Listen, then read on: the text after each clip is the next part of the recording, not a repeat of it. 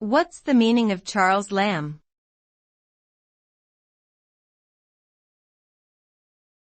Charles Lamb.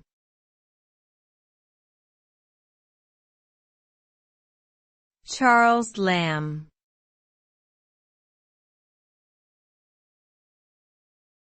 Charles Lamb.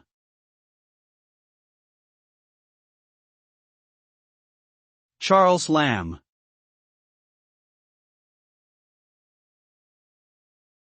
Charles Lamb was an English essayist and poet who lived in the late 18th and early 19th centuries.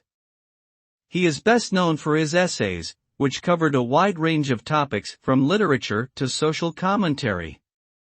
His most famous work is Essays of Elia, a collection of essays published in 1823. Lamb was also a close friend of many key literary figures of his time, including William Wordsworth and Samuel Taylor Coleridge.